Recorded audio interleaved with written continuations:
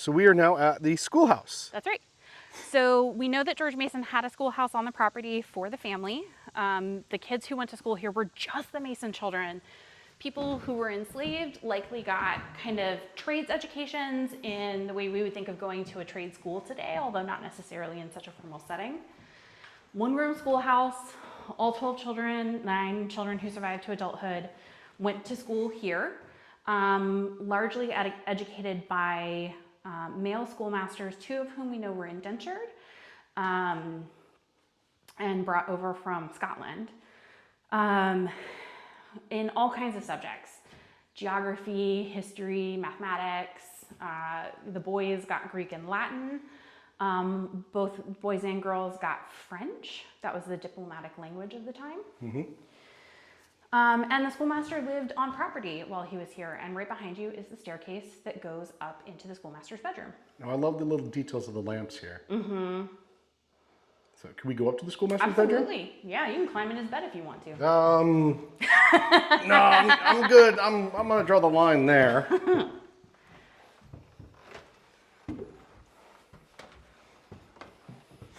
But this would have been, I cannot imagine this in summer. Oh, it was probably pretty abysmal. So, like we said, schoolmaster resided on property. You might have noticed there's another mattress underneath the bed. We don't know about this here at Gunston, but we do know on other plantations, Robert Carter's Nominee Hall, the schoolmaster there occasionally had the oldest boys come sleep with him when the house was super busy. So that was the schoolhouse. Now we eventually will get to George and his first wife's grave. Or is his second wife buried out in the graveyard too? We don't actually know. We suspect that she's buried in Dumfries with her family, but there is no marker for her in any of these locations. We have 70 unmarked burials here at Gunston Hall because the cemetery was allowed to go into decay for some time. So we are at the area, and right now you actually have a, what program was this again? Summer Saturdays. So Summer this is our Saturdays. environmental exploring themed day. Okay.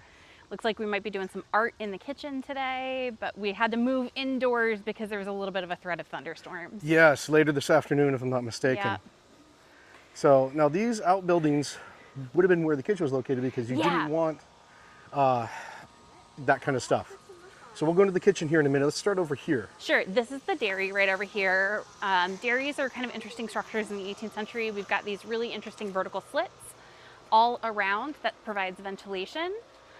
We can actually pop inside here. I just need to open up the barrier.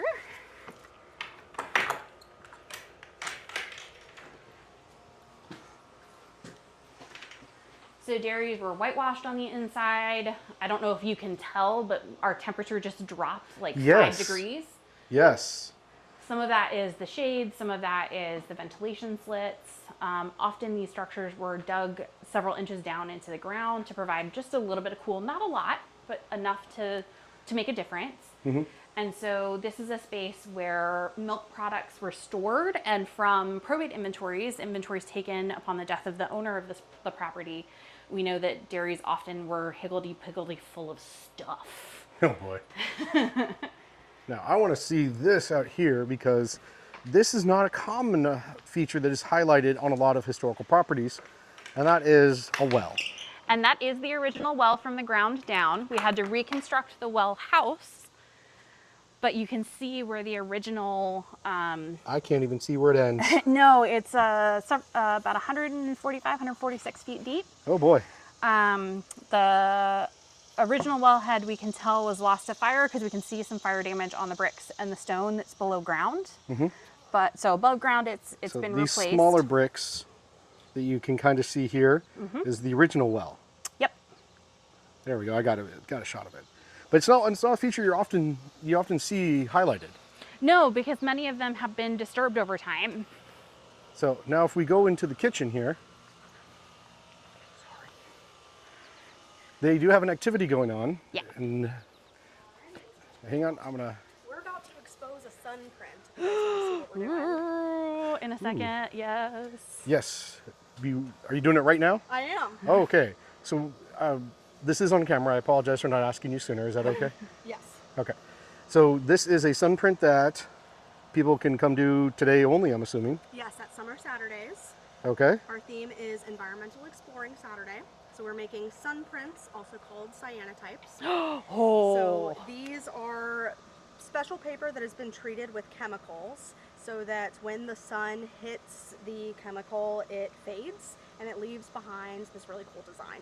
So we have left this in the sun for 2 minutes, and we are going to go take it inside the kitchen building where we're finishing the activity.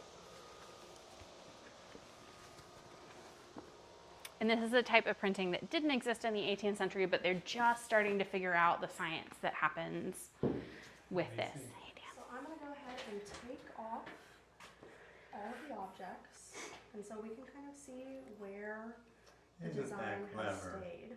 Yeah. That is amazing. And you just have to develop it a little bit so that blue color that's pretty typical of cyanotype has time to come out, right? So, yep, so we'll just put it in the water here and it'll rest for about a minute. This table is kind of unlevel, so let's...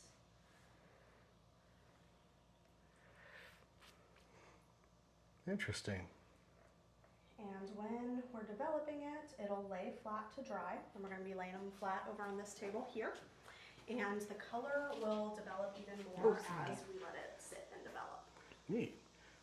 So what I'm noticing and what I want to point out to everybody is that kitchens almost always had the largest fireplaces. Yep. Almost always.